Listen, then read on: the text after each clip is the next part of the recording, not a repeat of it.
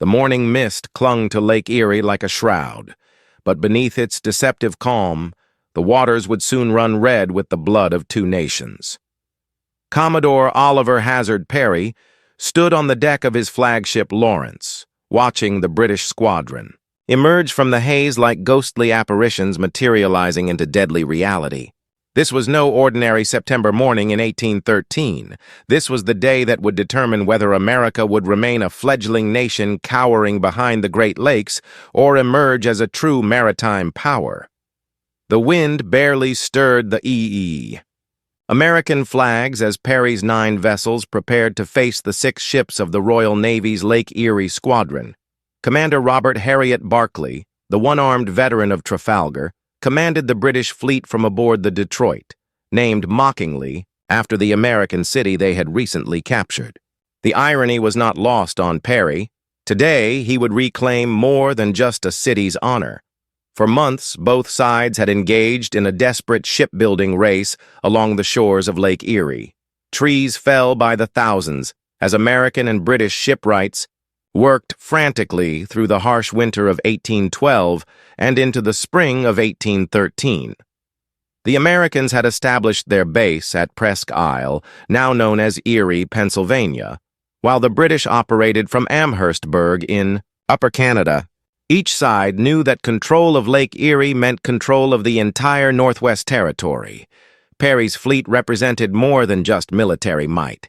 It embodied the dreams and desperation of a young nation fighting for its very survival. The Lawrence, his flagship, carried 20 guns and bore the dying words of Captain James Lawrence, "Don't give up the ship."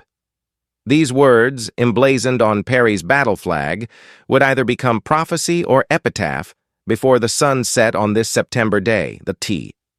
British squadron appeared formidable, led by the Detroit with 19 guns and supported by the Queen Charlotte with 17 guns. Barclay's experience in European waters had taught him that British naval supremacy was not just tradition, it was destiny. His crews, though undermanned and poorly supplied, carried the pride of Nelson's navy and the weight of an empire that had never lost control of any significant body of water. As the morning progressed, both fleets maneuvered for position like chess masters contemplating their opening moves. The stakes could not have been higher.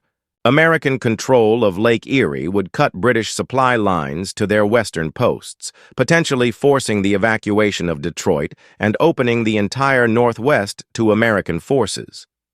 British victory would consolidate their grip on the Great Lakes and provide a launching point for devastating raids deep into American territory.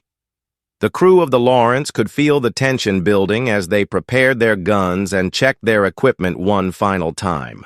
Many were not professional sailors, but farmers, blacksmiths, and tradesmen who had answered their nation's call.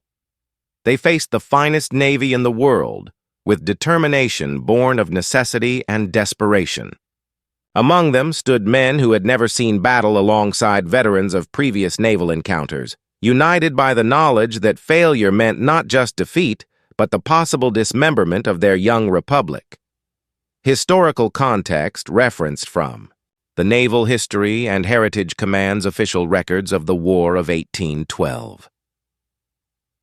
As the sun climbed higher, burning away the morning mist, both fleets could see each other clearly across the expanse of blue water. The time for preparation had ended. The Battle of Lake Erie was about to begin. At 11:55 in the morning, the British Detroit opened fire with a thunderous roar that echoed across the lake like the voice of an angry god. The ball splashed harmlessly into the water short of Perry's line, but the message was clear. The Royal Navy would not yield Lake Erie without extracting a terrible price in American blood. Perry ordered his fleet forward, but the morning's light winds worked against him. The American vessels crawled toward the British line at an agonizingly slow pace, their crews exposed to increasingly accurate British gunfire as the range closed. The Lawrence bore the brunt of this punishment, her rigging shredded and her hull punctured by shot after shot from the longer-range British guns. Commander Barclay had positioned his fleet brilliantly, forming a line that maximized his firepower while minimizing his exposure to American broadsides. The Detroit and Queen Charlotte concentrated their fire on Perry's flagship, recognizing that destroying the American commander would likely collapse resistance across the entire fleet. British gunners, trained in the harsh schools of the Napoleonic Wars, worked their cannons with deadly precision. The Lawrence staggered under the relentless bombardment, her main mast splintered and her deck slick with blood. Perry's second-in-command, Lieutenant Yarnall, fell wounded, leaving the Commodore to direct both the battle and his flagship simultaneously. Splinters flew like deadly arrows as British shot tore through the Lawrence's wooden walls, and the screams of wounded men mingled with the thunder of cannons. Despite the carnage, Perry refused to yield. He walked the deck of his flagship as calmly as if inspecting the ship in port, somehow avoiding the hurricane of shot and shell that claimed his men around him. His presence alone kept the crew fighting when lesser men would have struck their colors and surrendered to the inevitable. The Niagara, Perry's second-largest vessel under Commander Jesse Duncan Elliott, seemed to hang back from the main action, engaging the British at long range rather than closing for decisive combat. This tactical decision would later generate controversy, but in the heat of battle, Perry could only curse the distance between his two most powerful ships and the concentration of British firepower on his isolated flagship. As the afternoon wore on, the Lawrence began to resemble a floating wreck more than a warship. Her guns fell silent one by one as crews were killed or wounded beyond the ability to serve their pieces. British shot had torn away most of her rigging, and only Perry's indomitable will kept her from surrendering. The Commodore knew that his flagship was dying beneath his feet, but he also recognized that the battle's outcome remained undecided. The smaller American vessels, the Caledonia, Ariel, Scorpion, Somers, Porcupine, Tigress, and Trippi, darted around the edges of the main battle like terriers harassing mastiffs. Their lighter guns could not match the British broadsides, but their crews fought with desperate courage, knowing that defeat meant not just military failure, but national humiliation. The British were suffering too, though their stronger position masked their losses. The Detroit had taken severe punishment from American fire, and Commander Barclay himself had been wounded multiple times. British supply problems, which had plagued the Lake Erie squadron throughout the summer of 1813, now showed their effects as ammunition ran low and replacement crew members were nowhere to be found. According to documented naval records from the National Archives, the intensity of cannon fire during this phase of the battle was unprecedented for naval warfare on the Great Lakes. By mid-afternoon, both fleets had battered each other into near exhaustion. The Lawrence was a floating ruin, her crew decimated, and her guns largely silent. But Perry was not finished fighting, and the battle's most dramatic moment was yet to come. The Commodore prepared for a move that would either win the day or ensure his place among history's most gallant failures. With the Lawrence reduced to a floating wreck and most of his crew dead or wounded, Perry made a decision that defied every convention of naval warfare. Rather than surrender his flagship or continue a hopeless fight from a crippled vessel, he would transfer his command to the Niagara and resume the battle with his second ship. This maneuver, unprecedented in American naval history, would either salvage victory from apparent defeat or ensure his destruction. Perry gathered his battle flag, the banner bearing Captain Lawrence's immortal words, "Don't give up the ship," and prepared for the most dangerous journey of his life. The small boat that would carry him across the battle-torn lake offered no protection from the British guns that continued to thunder around him. His aide-de-camp, Midshipman Montgomery, and 4 oarsmen volunteered for what appeared to be a suicide mission. The British gunners spotted the small boat immediately and concentrated their fire on this tempting target. Shots splashed all around the tiny craft as Perry crouched in the stern, still clutching his battle flag. Witnesses later swore that British cannonballs passed so close to the Commodore that they stirred his hair, yet somehow the boat reached the Niagara unscathed. Divine providence, extraordinary luck, or sheer American determination had preserved Perry for the battle's climactic moment. Commander Elliott, who had kept the Niagara at relatively long range during the morning's fighting, now found himself displaced as Perry took direct command of the fresh warship. The Niagara's guns were ready, her crew was intact, and her hull bore only minor damage from the morning's action. Perry had exchanged a dying flagship for a vessel capable of decisive action, but time was running short as the British began to sense victory within their grasp. The transfer of command reinvigorated the entire American squadron. Crews who had watched their Commodore's flagship being battered to pieces now saw him emerge from the smoke and chaos to continue the fight from a fresh ship. This display of leadership and courage sent a psychological shockwave through both fleets. The Americans rallied to their seemingly indestructible commander, while British morale wavered as they realized their opponent would not yield. Perry immediately ordered the Niagara to close with the British line, bringing his fresh guns to bear on the battered Detroit and Queen Charlotte. The British ships, which had expended enormous quantities of ammunition battering the Lawrence, now found themselves facing a powerful American vessel with full magazines and an intact crew. The tactical situation had reversed dramatically in the space of 30 minutes. Commander Barclay, weakened by multiple wounds and watching his ammunition supplies dwindle, tried to maintain his formation as the Niagara approached. The Detroit and Queen Charlotte attempted to coordinate their fire against this new threat, but battle damage and casualties had disrupted their efficiency. British gunners who had fought magnificently all morning now struggled to serve their pieces as exhaustion and losses took their toll. The wind, which had favored the British during the morning engagement, now shifted to aid the Americans. Perry used this advantage to position the Niagara where her guns could rake both major British vessels, while their return fire was partially masked by their own supporting ships. This tactical masterstroke transformed the battle's momentum in a matter of minutes. As the Niagara closed to point-blank range, her guns opened with devastating effect. The Detroit, already heavily damaged from her morning duel with the Lawrence, shuddered under this fresh bombardment. The Queen Charlotte, attempting to support her flagship, found herself caught in the crossfire as smaller American vessels pressed closer to the British line. Naval historians from the U.S. Naval Academy have noted that Perry's command transfer represented one of the most audacious leadership decisions in maritime warfare. The battle that had seemed decided in Britain's favor suddenly hung in the balance once again.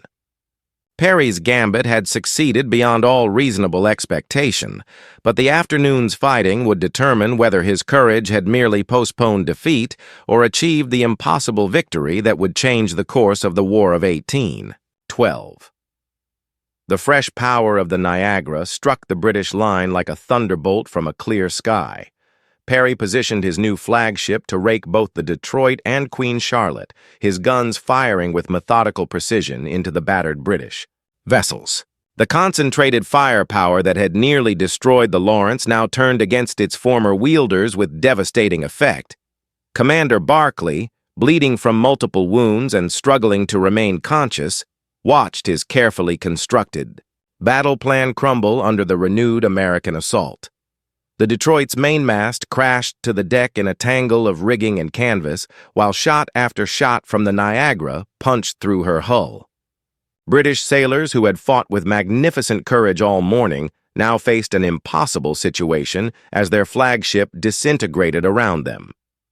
The Queen Charlotte, attempting to support the Detroit, found herself equally vulnerable to American fire. Captain Robert Finnis had fallen earlier in the battle, and his replacement struggled to coordinate the ship's defense while under the most intense bombardment of the engagement. The British formation, so effective during the morning's fighting, became a liability as damaged ships could not maneuver to support each other. Perry's smaller vessels, inspired by their Commodore's example, pressed their attacks with renewed vigor. The Caledonia and Ariel, closed to point-blank range with their British counterparts, their lighter guns now effective at the reduced distance.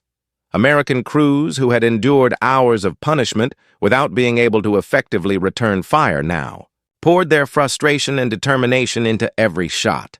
The psychological impact of Perry's transfer could not be overstated. British sailors who had grown confident as they watched the Lawrence being battered into submission now faced the reality that their opponent possessed resources they had not anticipated. The appearance of Perry on a fresh warship suggested that American determination was inexhaustible, a perception that began to erode British morale at the crucial moment of the battle.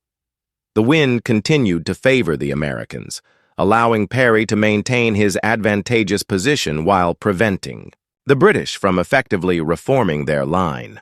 The Detroit and Queen Charlotte, both heavily damaged and barely manageable, found themselves unable to concentrate their remaining firepower effectively. British gunnery, so precise during the morning engagement, became increasingly erratic as exhaustion and casualties mounted. Perry himself moved through the Niagara like a man possessed, directing the gun crews and maintaining the devastating fire that was systematically destroying British resistance. His battle flag, the banner that had survived the destruction of the Lawrence, now flew proudly from the Niagara's mainmast as a symbol of American determination and resilience. The British squadron's ammunition supplies, always problematic due to the difficulties of maintaining long supply lines in the wilderness, now reached critical levels. Ships that had expended their best shot during the morning's bombardment of the Lawrence found themselves rationing their remaining rounds just as the battle reached its climax. This material disadvantage, combined with mounting casualties and battle damage, began to tip the scales decisively toward the Americans. Commander Barclay, despite his wounds and the desperate situation of his fleet, continued to fight with the courage expected of a Royal Navy officer. However, his ability to command effectively was severely compromised by his injuries, and his flagship was rapidly becoming incapable of sustained combat. The Detroit's guns fell silent one by one as crews were killed or wounded beyond the ability to serve their pieces. The Queen Charlotte, finding herself isolated and facing the concentrated fire of multiple American vessels, began to show signs of impending collapse. Her hull was riddled with shot holes, her rigging hung in tatters, and her crew had suffered casualties that made effective resistance nearly impossible. The proud British ensign still flew from her mast, but the ship beneath it was dying. Military. Historians from the Smithsonian Institution have documented that this phase of the battle demonstrated the critical importance of leadership and morale in naval warfare.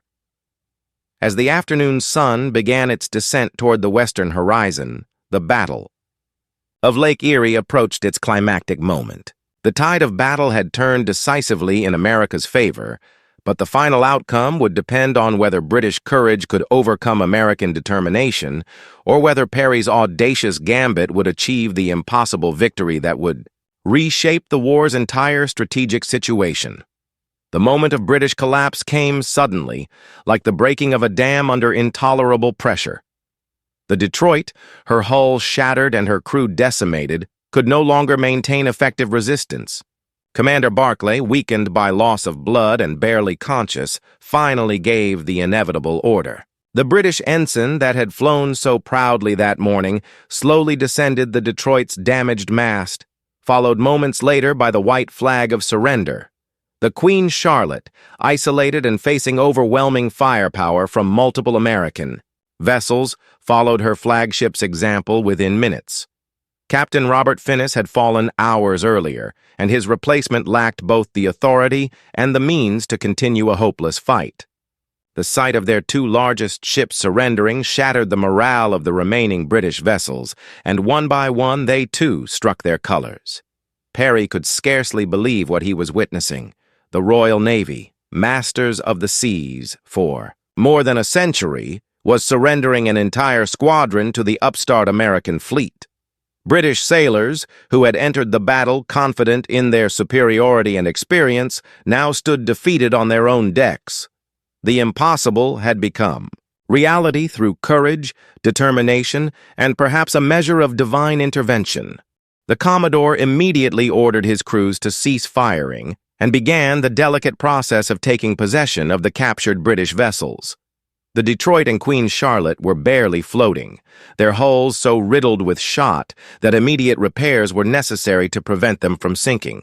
American sailors worked alongside their former enemies to keep the captured ships afloat, the animosity of battle giving way to the mutual respect of professional seamen. The human cost of victory became apparent as Perry surveyed the aftermath of the engagement. The Lawrence was a floating wreck, her decks stained with the blood of her crew, and her hull held together more by will than by wood. 83 of her crew had been killed or wounded during the morning's desperate fight. The British had suffered even more severely, with Commander Barclay among the seriously wounded and casualties mounting across their entire fleet. Perry's first action after securing the British surrender was to transfer back to his beloved Lawrence, the ship that had borne the brunt of the battle and earned immortal glory through her sacrifice.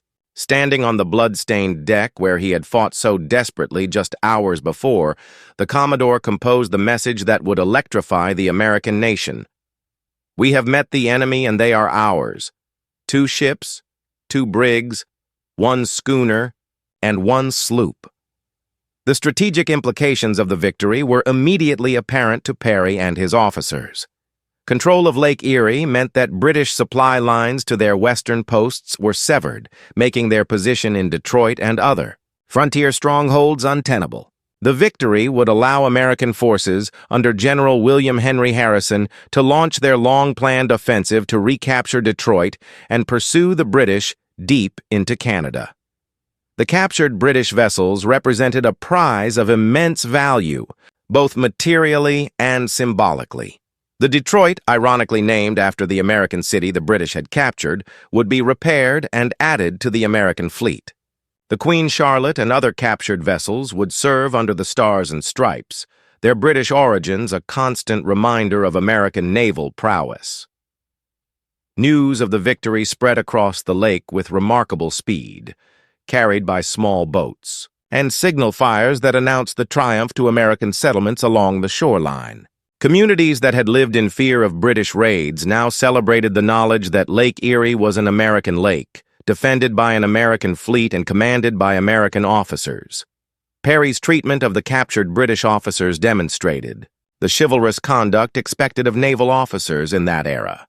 Commander Barclay, despite his role as the enemy commander, was treated with courtesy and provided with the medical attention his wounds required.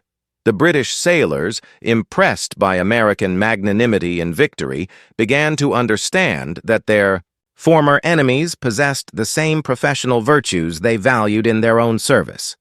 According to records from the Library of Congress, Perry's victory dispatch became one of the most famous military communications in American history. As evening fell over Lake Erie, the American fleet prepared for the long journey back to their base at Presque Isle.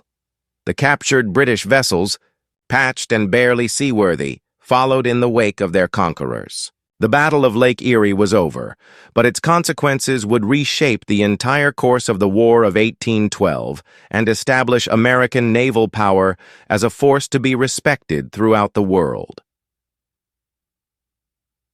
The morning of September 11th, 1813, dawned over a transformed Lake Erie.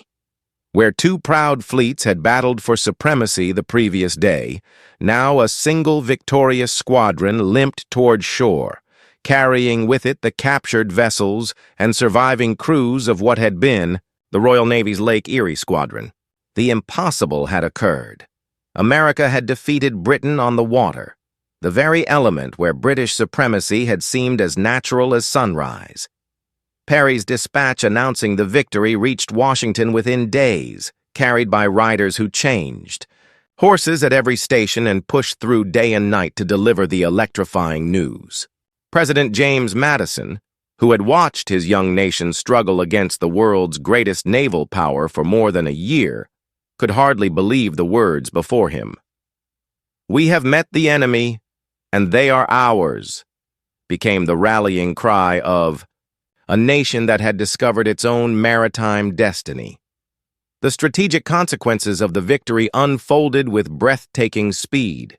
General William Henry Harrison, who had been waiting on the southern shore of Lake Erie with an army ready to invade Canada, now found himself with the naval support necessary to achieve his objectives. British supply lines to Detroit and other Western posts were severed, making their positions untenable and forcing a withdrawal that would culminate in Harrison's decisive victory at the Battle of the Thames in October. In Britain, news of the defeat struck the Admiralty like a physical blow. For more than a century, the Royal Navy had dominated every body of water it chose to contest, from the English Channel to the Mediterranean, from the Caribbean to the Indian Ocean. The loss of an entire squadron to the American Navy, regardless of the circumstances, represented a psychological shock that reverberated through British naval circles and forced a reassessment of American capabilities. Perry himself became an instant national hero, his name spoken in the same breath as John Paul Jones and other legendary American naval commanders. His decision to transfer from the dying Lawrence to the fresh Niagara was hailed as an example of leadership and determination that epitomized the American spirit. The battle flag bearing Captain Lawrence's words, "Don't give up the ship," became a sacred relic, symbolizing the courage and persistence that had won the day.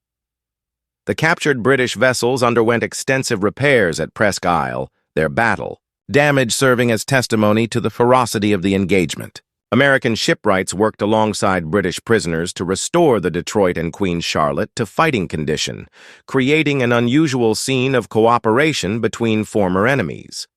Many British sailors, impressed by American treatment and, perhaps recognizing new opportunities, chose to join the American Navy rather than face the uncertainty of prisoner exchange. The Battle of Lake Erie's impact extended far beyond military considerations. American merchants, who had been trapped in port by British naval superiority, now found the Great Lakes open to their commerce. Trade routes that had been severed by war began to reopen, and American goods could once again reach markets in the Western territories.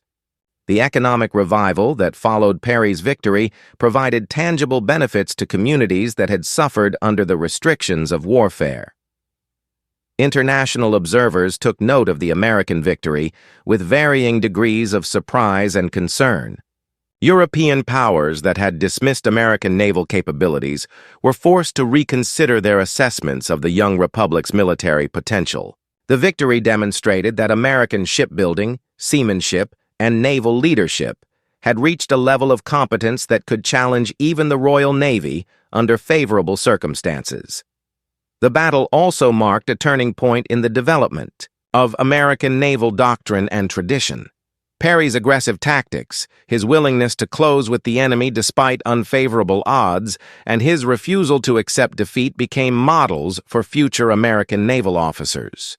The victory proved that courage and determination could overcome superior experience and tradition, a lesson that would influence American naval thinking for generations. Commander Barclay, recovering from his wounds in American custody, displayed the professional courtesy expected of Royal Navy officers. His conduct during the battle and his dignified acceptance of defeat earned him respect from his captors and eventually from his own service.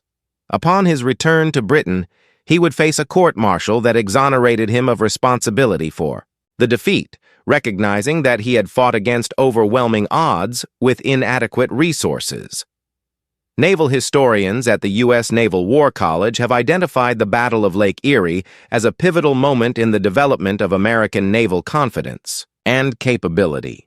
The victory's psychological impact on American morale cannot be overstated. A nation that had endured defeats and setbacks for more than a year suddenly possessed proof that it could meet and defeat the world's greatest naval power. This boost in confidence would sustain American forces through the remaining challenges of the war and help establish the national character. that would define American military thinking for decades to come. Years after the smoke had cleared from Lake Erie's waters, the battle's significance continued to grow in the American consciousness. What had begun as a desperate fight for control of a single lake had evolved into something far greater, a defining moment that established America's credentials as a legitimate naval power and demonstrated the nation's capacity to challenge European dominance on its own terms.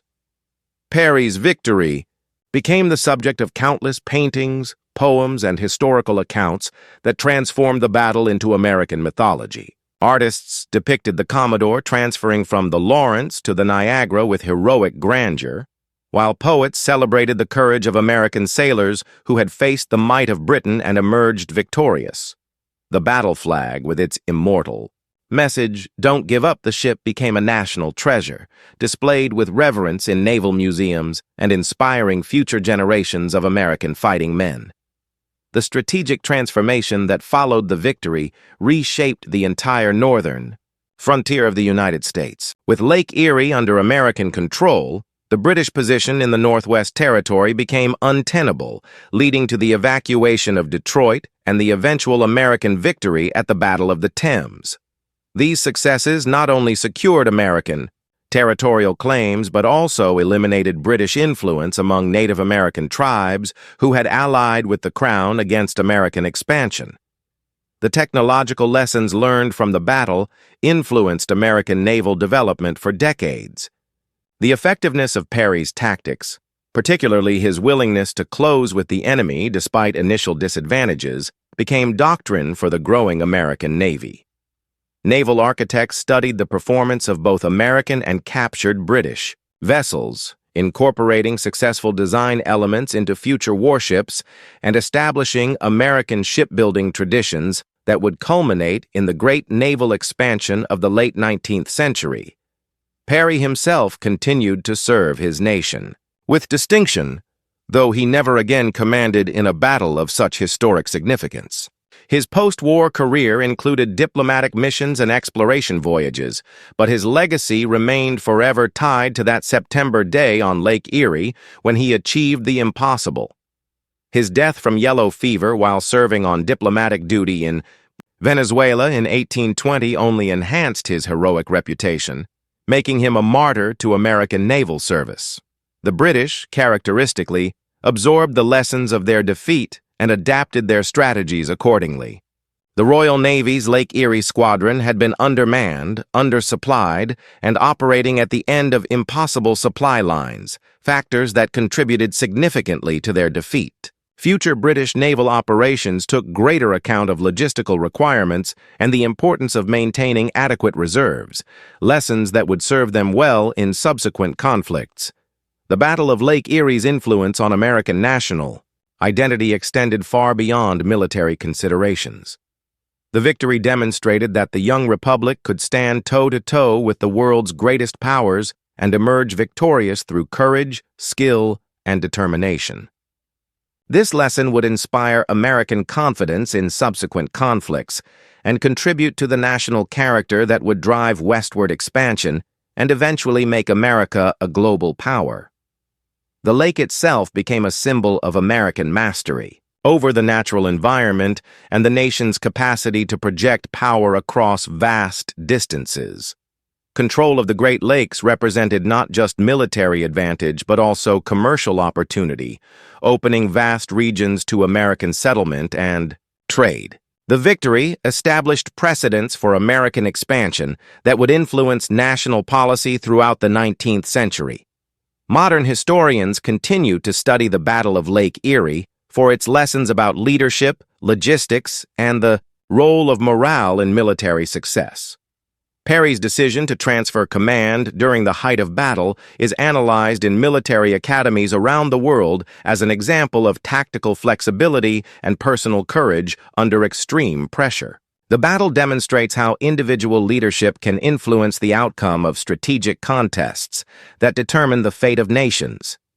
The captured British vessels served in the American Navy for years after the war, their presence a constant reminder of American naval capabilities. The Detroit, so ironically named, became a symbol of American resurgence and the nation's capacity to turn British advantages into American victories. These ships participated in the peacetime development of American naval traditions and helped establish the institutional culture that would guide the U.S. Navy through its growth into a global force. Military historians from West Point have noted that the Battle of Lake Erie represents one of the clearest examples of how tactical innovation and leadership can overcome apparent strategic disadvantages. Today, as visitors stand on the shores of Lake Erie and gaze across the waters where Perry won his famous victory, they witness more than just a body of water. They see the birthplace of American naval confidence, the lake where a young nation proved that courage and determination could overcome any odds. The battle fought on September 10, 1813, resonates through American history as proof that no challenge is insurmountable when met with sufficient will and skill. Lake Erie had indeed become a battleground for national destiny, and America had claimed that destiny as its own.